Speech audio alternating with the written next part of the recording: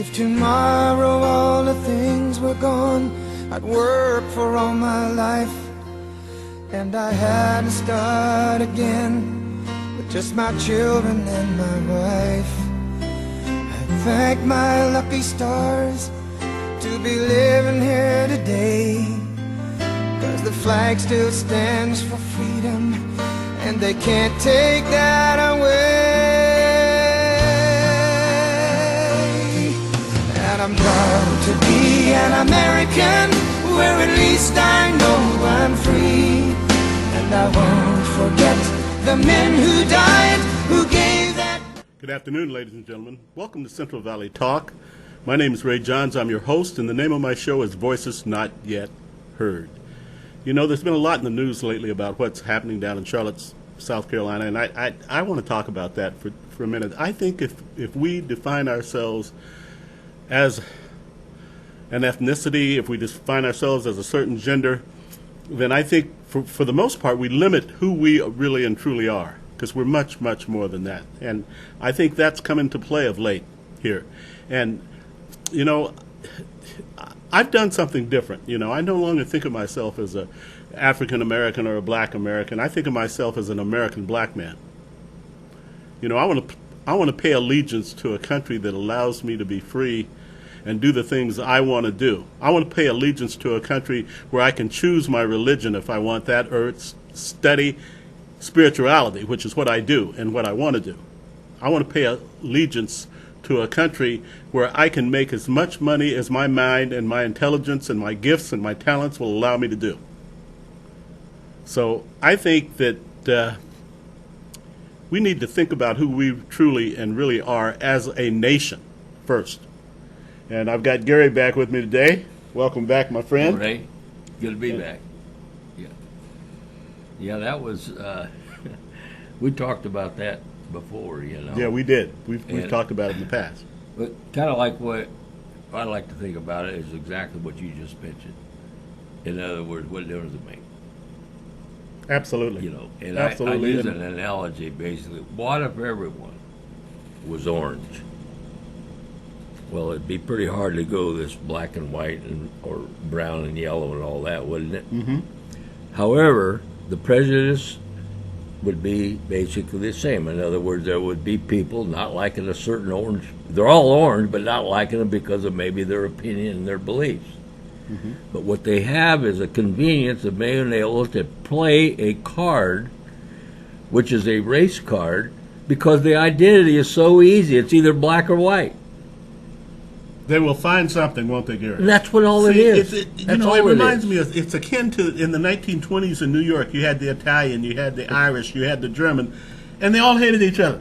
They lived in different neighborhoods, but they all hated. And I remember reading a book and thinking, my goodness, here's this little black kid, 10 years old. I'm thinking, they're all white, and they still can't get along, you know? It doesn't make any difference, no, Ray. It doesn't, because it's not about that. But from a political standpoint, and this has gone on for a long time, hundreds of years, but because of a political convenience, they're able to identify. Obviously, I mean, I can look and see a black picture and a white picture on the wall, can't you? Mm-hmm. So what they do is, what is that? It's still two pictures. Mm-hmm. They're pictures on a wall. Mm-hmm. That hadn't changed. No. So it doesn't change anything. I like your point. If a person is black and believes a certain belief, politically, religiously, or so forth and so on, and he's American, you're going to find a white person doing the same thing, feeling the same way. You're going to find a brown person doing the same thing. Well, what is it? Why are we even talking about black, white, and brown? Why don't we just say, well, I got some Americans over here that think this way, and some That's over what that I'm think saying. the other. Exactly. Yeah. Exactly. And so everyone's commonality is American if you happen to be a citizen of the United States. Well, if that's the commonality, then what is the difference? Well, the difference is maybe one thinks one way, the other thinks the other. We have different abilities individually and so forth. But what it doesn't have anything to do with, Ray, it has nothing to do because you are black and I am white. That has nothing to do with it. We could sit here and change chairs somehow. Yeah.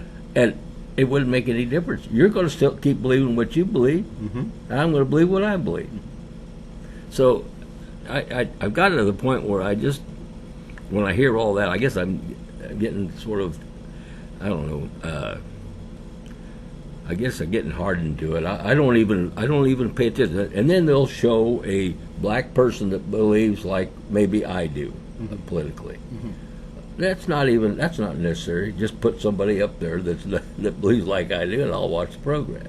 But they keep playing both sides. Oh, they do. And Absolutely, they I keep agree. That race card is being played by both cards. I mean, by both sides, and it's being played primarily by Democrats. Sure, it is. Well, Democrats have been. Well, they've been doing it longer. They're real good at it. They perfected it. You know? Ray, you go back to the KKK, that was Democrat. You go back to Woodrow Wilson, the prejudice and the racism that was there, that was Democrat.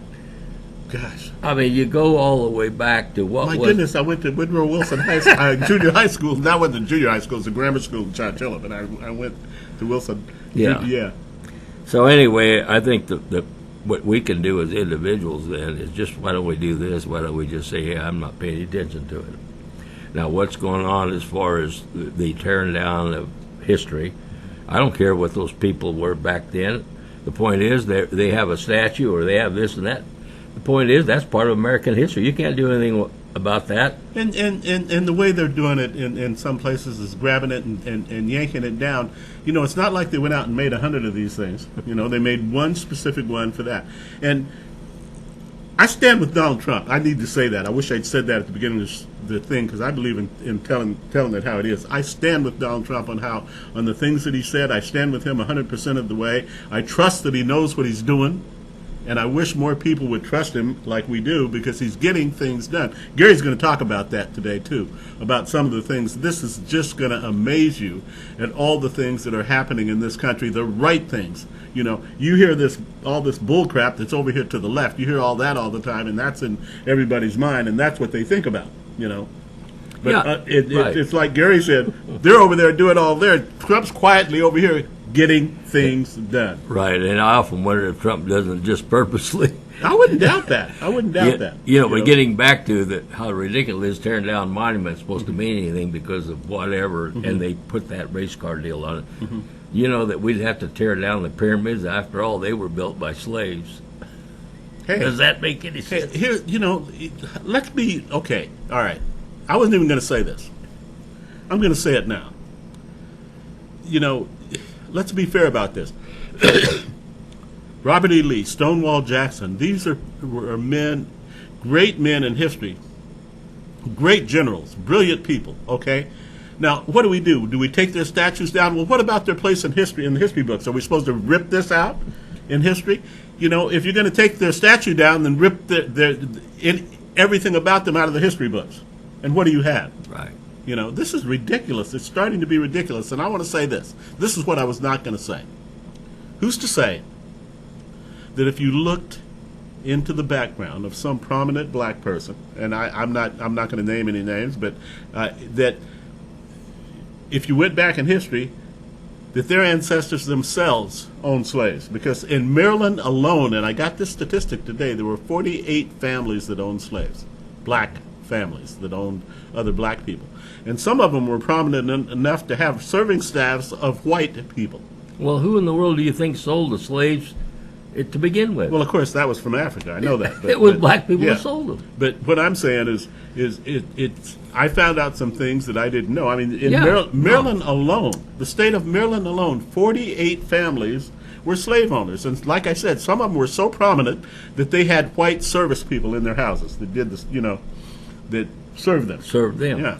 Well, you take I read this statistic that during the war, that was actually 17% of the soldiers that fought for the South were black. There were a lot of them. There were a lot of them that did. So I never knew what the percentage was. But when you bring it into today and what was happening today, and they're trying to make it a black and white deal, they're trying to promote hate.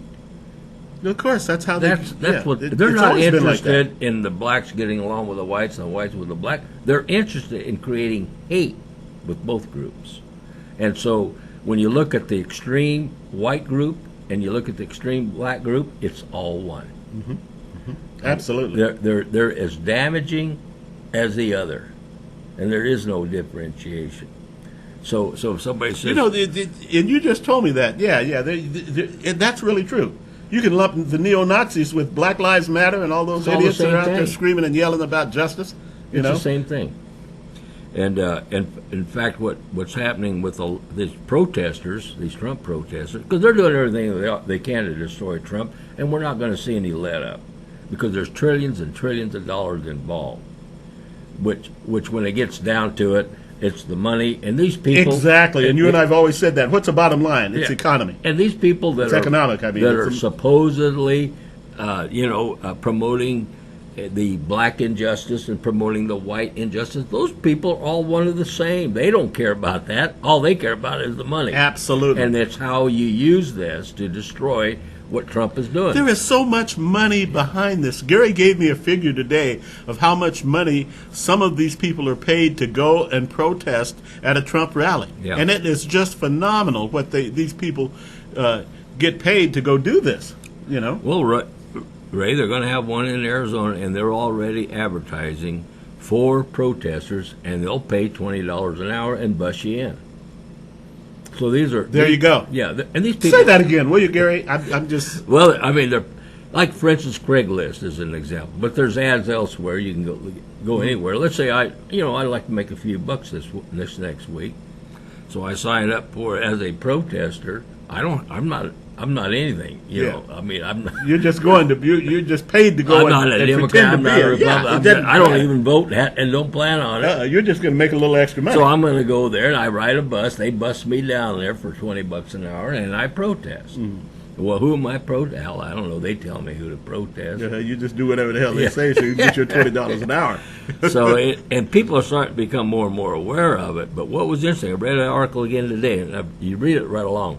The more that the press, I call it the communist press, and the communist deep state, and the whole thing is run just like a communist country right now. Okay, now, the more that they do to try to destroy Trump, the more his popularity increases, and the more his support increases. We talked about that months ago. And they're just baffled by it. They can't see it. Well, the reason why they can't understand why that is because they have no connection with the people in America. They're sitting there in Washington, D.C., or their office in New York City. They're totally, and they have their chauffeur, limousine drivers, and this. They're totally oblivious to what the common American is. Of course they are. So they have no relationship. They have no understanding. They have nothing. So they say, well, here's what we'll do. And they think the people are more naive than they are. And there is a lot of naive people, and ultimately there's always going to be. And I always say it gets down to about 30%, and those are the useful idiots. And if you are part of the useful idiot, what can you do about it? I guess you can get out of it, and a lot of them are. Yeah. They're waking up and getting out of that. But then if you sit there and remain with something that is anti-everything you should believe in, as freedom and so forth, if you're anti all that, how can you not be a useful idiot? Oh, you've got to be, absolutely. And you just ask the question, okay, what do you really want for yourself?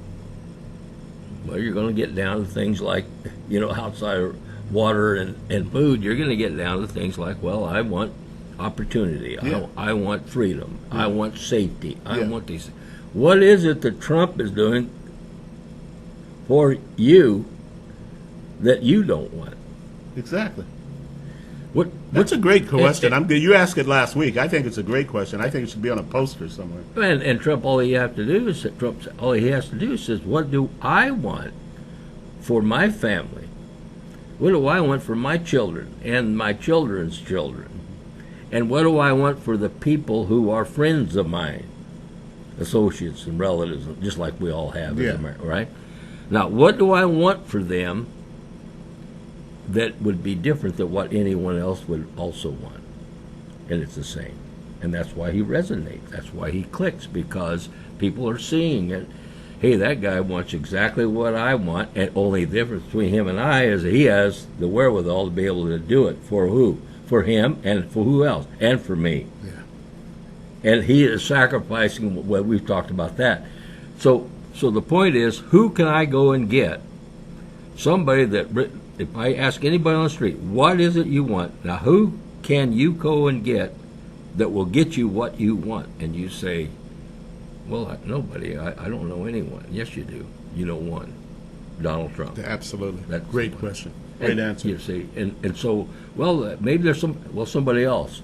He just knocked off 17 of them that couldn't do what you wanted, not counting that communist criminal Hillary. Yeah. Yeah. Now, that would not be what you would want, because I'll tell you what you'd be facing, and it's very graphic. All you have to do is just go to a website and see what's going on in Venezuela. Oh, my goodness. Yeah. We Or talked any about other that. communist Yeah. country like but, that. But they're probably the Go perfect to example. North Korea and see what's happening to those Yeah. people. Absolutely. That's what's happening to those people. Yeah. You know. Gary, we're going to take a little break here and go pay some bills. And we'll be back, and ladies and gentlemen, say 2 and 2. To me, and I gladly stand up next to you and defend her still today. 'Cause no doubt I love this land. God bless the USA. Okay, I'm back. I'm back here with Gary. We've been discussing, among other things, South Carolina and all what's going on there. And I was just talking to Gary. I think there's something else planned real soon, another one of these things, and I can't remember where it's at. I thought somebody said Boston, Massachusetts, but I'm not sure. Well, they're going to have those until they start cracking down on it really and punishing the people. You know, it all gets down to reward and punishment. Reward and punishment. And they're running ads right now. If you want to go on one of those protests, Phoenix, Phoenix. Yeah. Phoenix is the one next week, and they're running ads, $20 an hour. You get on a bus and you go to a protest bus, and you go down there and protest.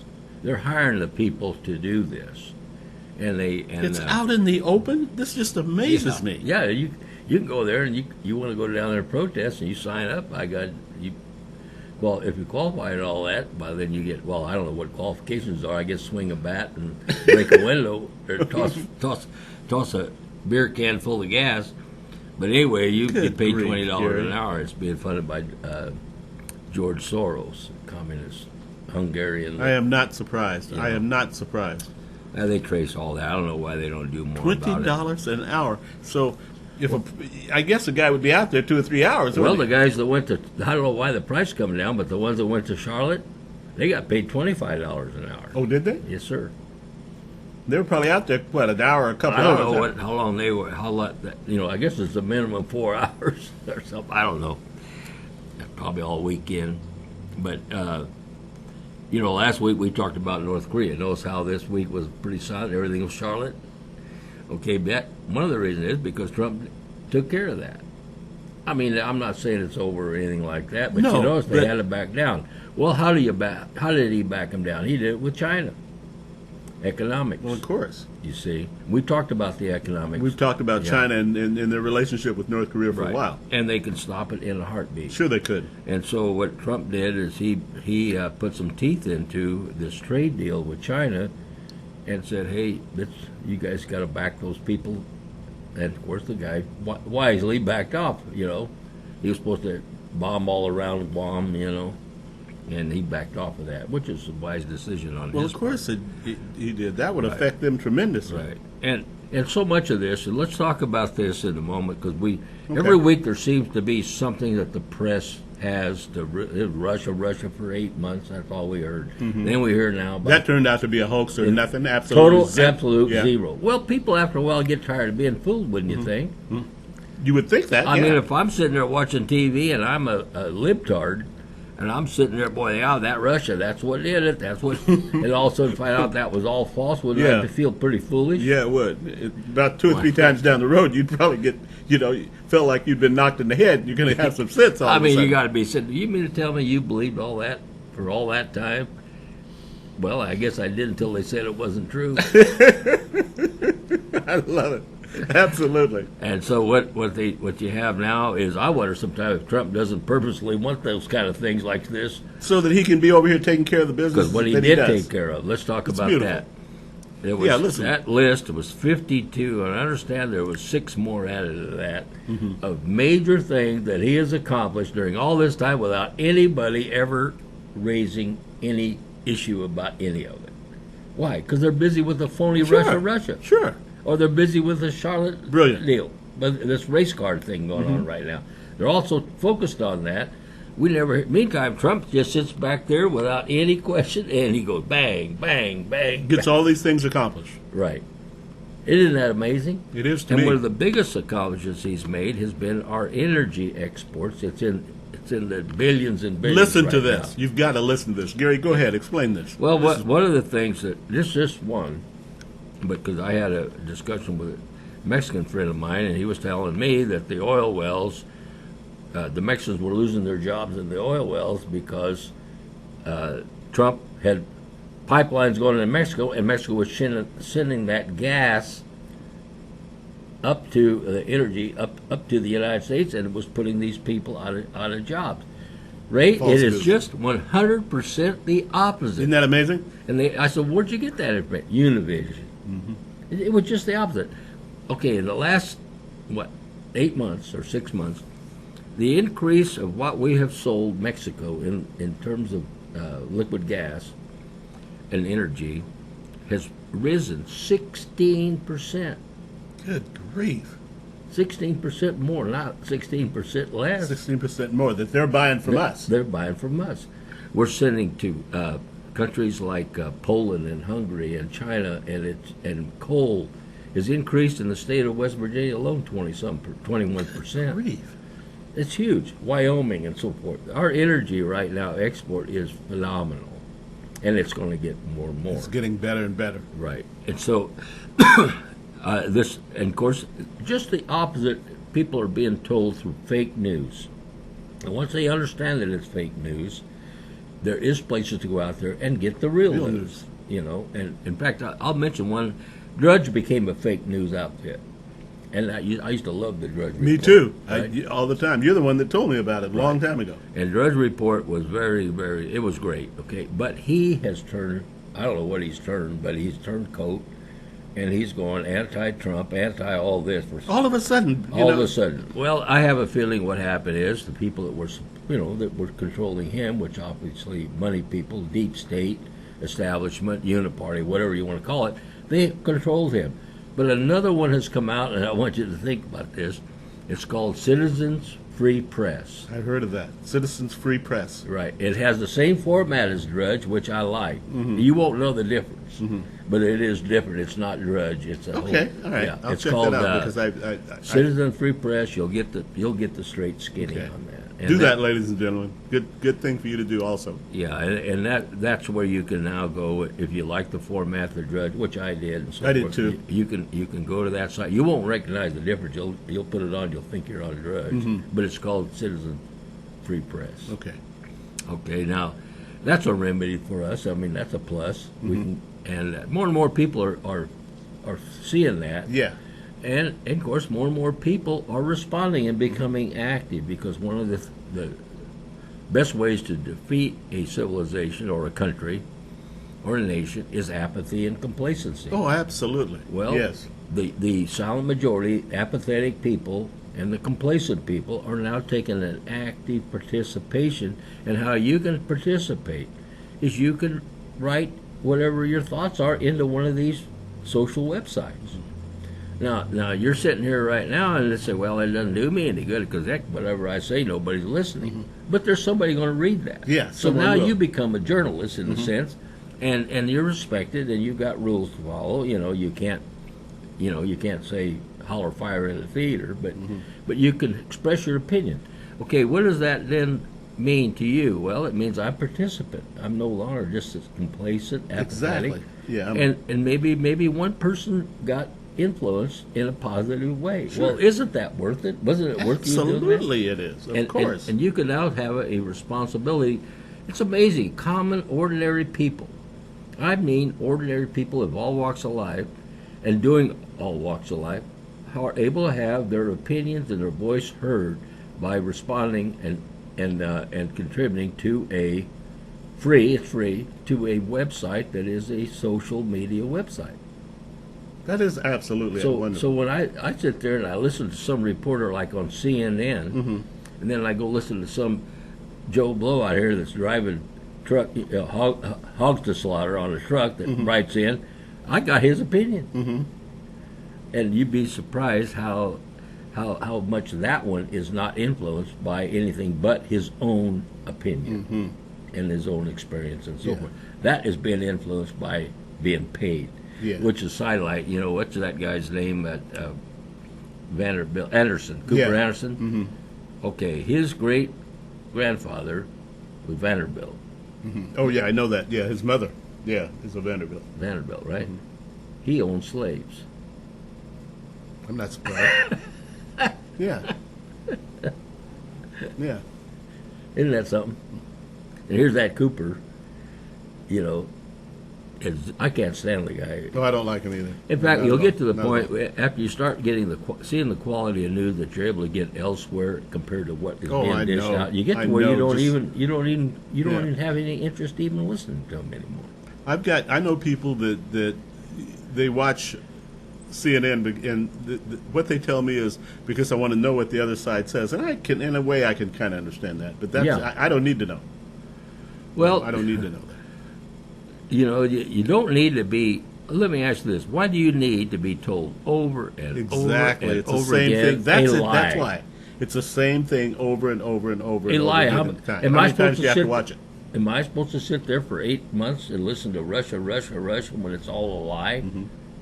I don't have to listen to it 1 second. You're right. All I have to hear is what the truth is. Why do I have to listen to a lie? I always use that phrase. Why walk a mile to hear a lie when I can stand still and hear the truth?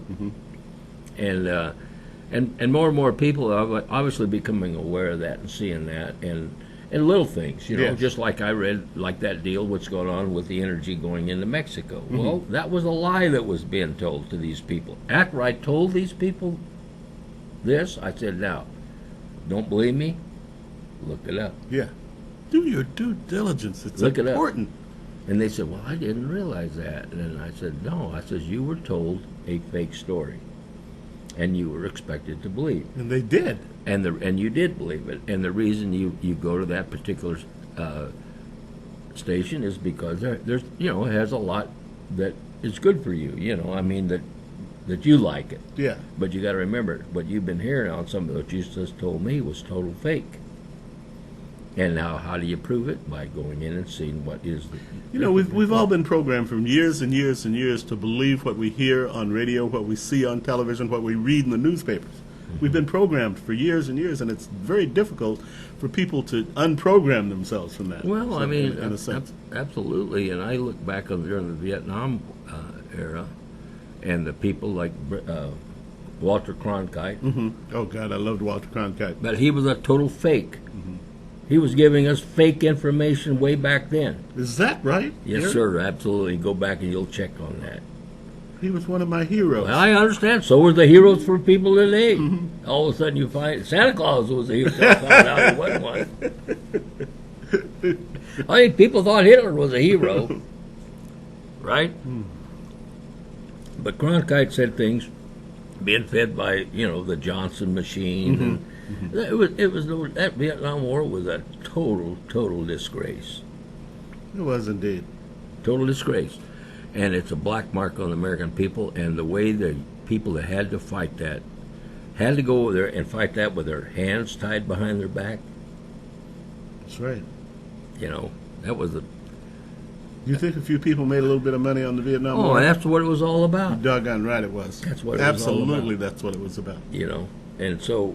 I mean, that was during my time, but I mean, look at the Middle East, same thing, and you look at that war that we had and that nerve gas, or remember that was the excuse that because Saddam Hussein had that gas. Yeah, well, they never could find any. What Saddam Hussein did, I mean, I'm not saying he's a great guy, but what he did, he kept the ISIS out of there. That's exactly what he did. That's exactly what he did. So he got rid of those kind of people. ISIS, roared its weird head as soon as he left. I tell you, one of the biggest propagators, or whatever you want to call it, of ISIS, is you go right back to Obama and Hillary and Kerry and a few others. And, of course. There would be no ISIS in Libya had Gaddafi, but Hillary wanted him destroyed. Yeah. Well, she made a lot of money on the arms sales. It's going to be interesting to see what happens as far as the judgment day for some of these people, huh? It's coming. Oh, yeah, it is. In fact, it's not coming fast, but it's coming. Not as fast as you and I'd like to see. You think of people, Loretta Lynch. You know who I think? Who's going to be in the center of all this? It's going to be really interesting. Is Comey. I think you're right. Now, whether he ends up a black hat or a white hat, I don't know. Yeah. Me either. And I was thinking about that the other night. I almost called you and said, Gary, what do you think about this? Because I was thinking Comey's going to be right in the nucleus of this thing. He's going to be right in the center of this whole thing. And, it's going to get down to where he's going to have to try to save his own hide. Mm-hmm. But they're going to get to him. Mm-hmm. I mean, whoever, little by little. And we talked about how Trump let that rope out there and they build their own nooses, Mm-hmm. And a lot of them are doing that. Yeah. Loretta Lynch is another one. She's another one. And what's the name? Susan Rice? Yeah. Oh, yeah, her too. Yeah. So we're going to have a big, it's going to be a big deal coming up, but I also think there's some timing involved in that. And one of them is I think Trump's going to try with the elections that are coming up right now. I think he's going to save some of that for that time period, and then that will that makes a great deal of sense. Yeah, you see, all of a sudden, because the Democratic Party is basically bankrupt right now. They're not getting the kind I've heard, yeah. And look at their people. I mean, nobody's contributing to them other than Soros and Right. the Hillary Foundation and like that. Right. I mean, that's how they're staying afloat anyway. That's how they're staying afloat anyway. That's right. Now, if you go through there and look at it, well, who is their leader? What is their leadership? I had a guy the other day says, well, I've lost some of this. I don't know. I support Trump all that much. I said, well, good. I says, now who are you going to support? Maxine Waters? John McCain? Lindsey Graham? Is that who you're going to support? Pelosi? Schumer? Is that the kind of people you're going to support? And I says, I don't see any leadership there. So let's just say, who? Hillary? Are you going to support her? She's lucky to stay out of jail here shortly. I said, so who are you going to support other than Trump? George Bush or his brother? No, you're not. Marco Rubio? No way. No. That's already been proven. That's already been proven. So, and here's the thing about it. It's, well, Trump's if he's losing support, then how in the world did he win to begin with? He knocked all of them out. He must have had some support somewhere. Absolutely. It didn't come. Proof is the support is increasing, not decreasing. Yeah. So if it's increasing, if the support is increasing, and I see it myself in the little area that I walk around in, I said, if it's increasing, then how, and he got elected without the increase. Yes, he did. Then what do you think it is right now? And so, well, like Trump said, he says, I'm going to do this, I'm going to get these things done, and he keeps it simple. America first, America first, Americans first, and all this. And he's going to do that. He said, I can do this without you. And that's true. He can get it done without you. Now, he's working on a deal right now where he's going to get this guy that's a Democrat onto his staff, and that's going to be replaced by a governor, by a Republican, which will get that one vote in the Senate. Mm-hmm. I love it. I love it. I mean, that's exactly what he's doing. Well, he's way out ahead. It's kind of just like the thing is with that China, Mm-hmm. And like that NAFTA. I didn't realize that NAFTA, of course, is Canada, Mexico, and the United States. But China was the biggest benefactor of NAFTA because they were able to ship the thing, and it's too complicated for me to figure out right now. But basically, they were able to ship their stuff without having that export tax, which was big. That's a we're biggie. We're talking Huge. about billions and billions. Yeah. Well, China was benefiting by that because who benefited the most out of NAFTA was China. Sure. And that's coming to an end. It's going to be because they're in the phases now, and it's going to be interesting how that comes out to the end. The thing is, it's just going to put so much money back into the economy.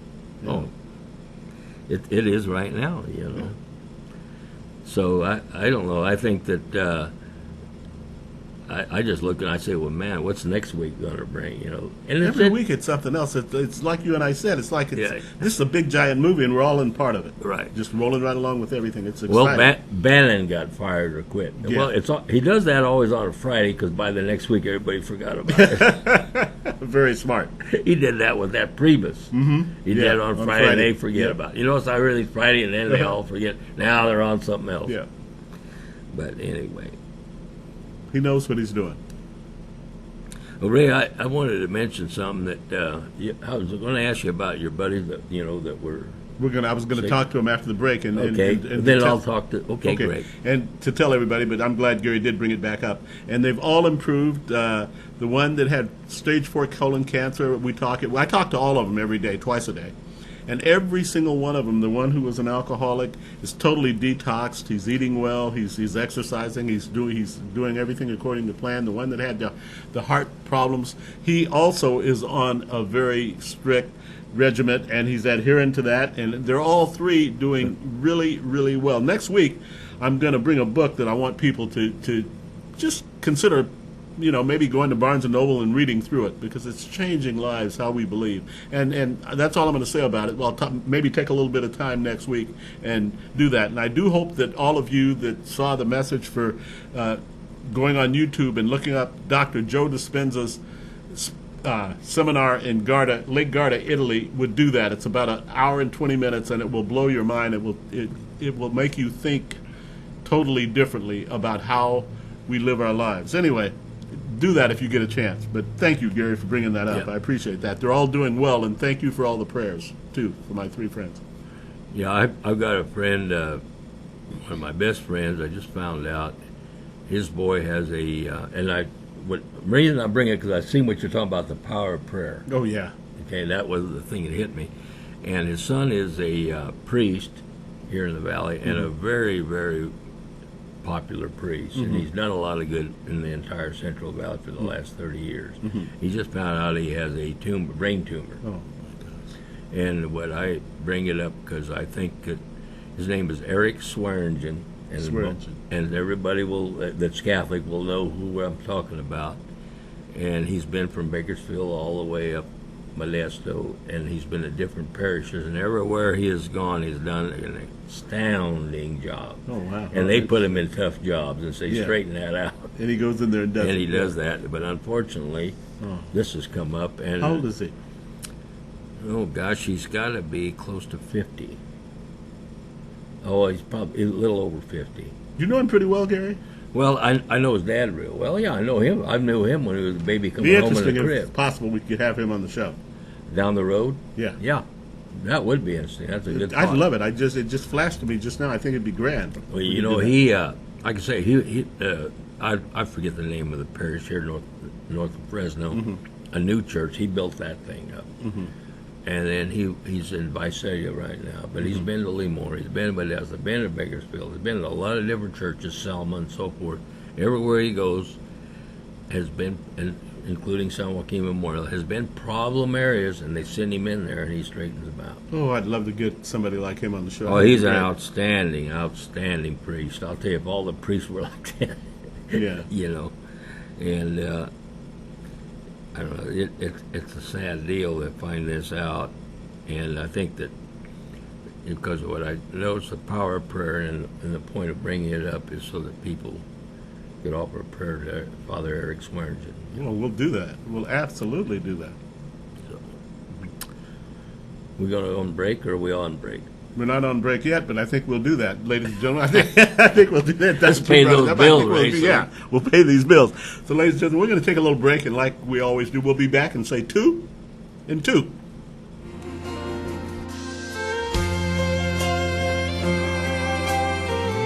Plains of Texas, from sea to shining sea, from Detroit down to Houston. Okay, I'm back here with Gary, and we've been discussing a little bit of everything. Mainly, Gary said there were, 52? Well, there was 52, but he did 6 more of removing obstacles to making America great again. Doing everything that he said he'd do. And these are all campaign promises that he made that he's fulfilling as he's going along. Now, obviously, the big one is the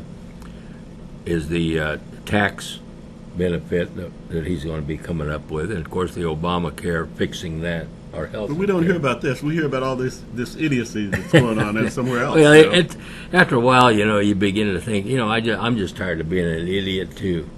So you just start, but you go to different areas to receive the actual news and the true news. But anyway, and then he's got the big, of course, the infrastructure. He's starting on that, and but there's those big things. People say, well, he hasn't done anything big. He didn't get this. He didn't get that. He can't hold a gun to their head. How idiot can you be?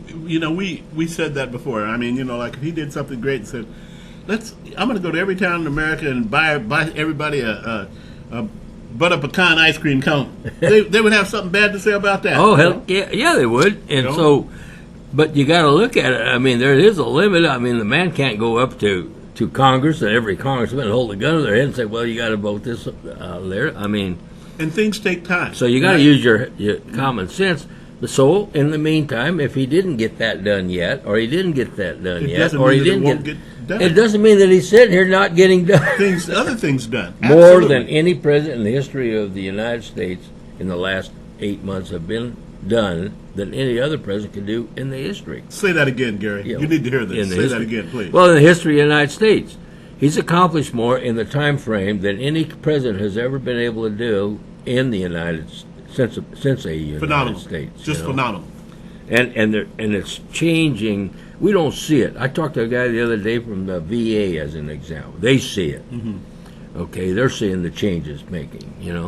And we're seeing the changes being made, especially if not so much here in the Central Valley because we're in agriculture, but we are going to see change in a positive way. Oh yeah, we are. One will be water for sure. Water, yeah, the main thing, yeah. But other things too is that we have in the whole nation, especially in the Midwest, the Rust Belt, and so forth. I mean, these people are. I mean, their talent and everything is slowly recovering like you can't believe. Isn't that wonderful? Mid-America. Right.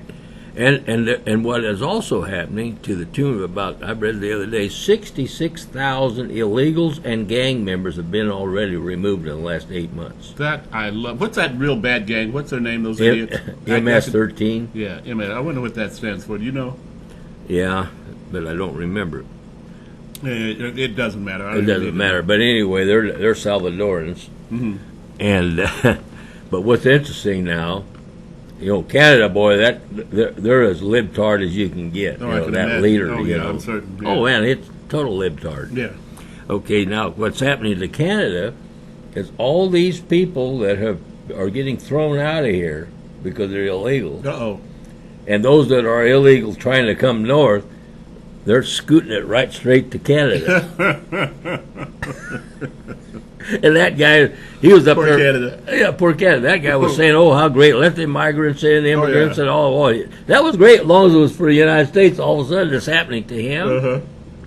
And somebody mentioned the other day what they need is a bullet train from the Mexican border to Canada, so these guys can get.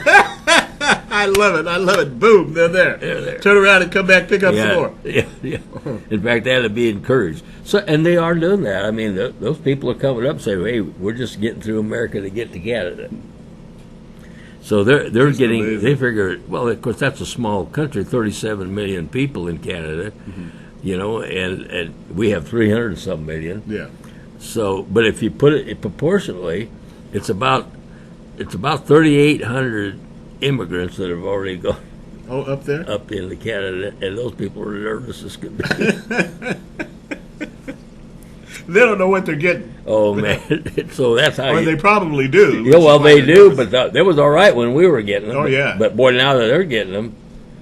But they're gonna get a lot more, too. Well, that's how you straighten out a libtard. Just let him live like the way he thinks that he thinks somebody he's trying to save live. Mm-hmm. Yeah. Exactly. You'll learn really, really fast. Anyway, that's real interesting. Right into Canada. Right into Canada. It's almost like this one guy mentioned. Well, what we need is a bullet train right there at the Mexican border. They just load it up and head straight to Canada. Oh, that's great. And Another interesting thing, this was a gal from, Poland. Because Poland is not letting any immigrants in, Oh, yeah, they said that months ago when people started moving. And she's a Polish gal, and she's very well versed with the religion Islam. Mm-hmm. And she says it's written right there what the jihadists in there. I think she said 64 mentions. If you read the book of Islam, that it mentioned, yes, that they do and become, or can become a jihadist. Yeah. So to 64 times. That's a well. lot. Here's the thing, to think that okay, that's a religion, and we're trying to be, compassionate with everyone's religion and stuff. But man, if it's a bad deal, it's a bad deal. Absolutely, it doesn't matter. I mean, what? It is. I mean, you're going to sit here and try to explain to me that something that's bad is good when I know darn well it's bad. Just not going to take it. I'm just not going to take it. Are you? I mean, neither would anybody else. I mean, it's ridiculous. So, I think that there's a big change in the attitude of people. At least it has been with me. It's just, hey, you are what you are. I can't do anything about it. Now, you can do something about it. You can change it, but I don't have to accept it. No. It's not acceptable. In fact, now, if you want to be acceptable, change it. Yeah. But don't ask me to change it. Yeah. That's not difference. your job to change it. You can't change it, actually. They have to change it. They have to change it because it's already here, and I like what it is. I want to keep it. Absolutely. Now, what I'm asking you to do, don't you be asking me to change. You better do the changing. Well, Gary, take a grab at the time there. Oh, is that it? Okay. Oh, yeah. It happens every single time. Need All to right, have Ray. him come back, but it's been fun. It's been enlightening, as it always is when Gary's here. And I'm going to end the way I always end it. I hope it doesn't sound boring, but I think it's necessary that we pay tribute to our law enforcement officers. Every time we see one, go up, shake his hand, tell him how much we appreciate them doing a job for a minimal amount of pay. Something that we wouldn't do, but they're out there protecting us, and I think we should honor them. I think we should tell them that we appreciate every single thing that they do. And you'll come away. Gary did it. He said he came away feeling great, and he does it. And I try to do it as much as I can, but I certainly do it every day. And I think it's very important that we all do it. I think they need to hear that. So until we meet joyously again next Friday afternoon at 3 o'clock, heaven's blessings. New York to LA, where there's pride in every American heart, and it's time we stand and say, CentralValleyTalk.com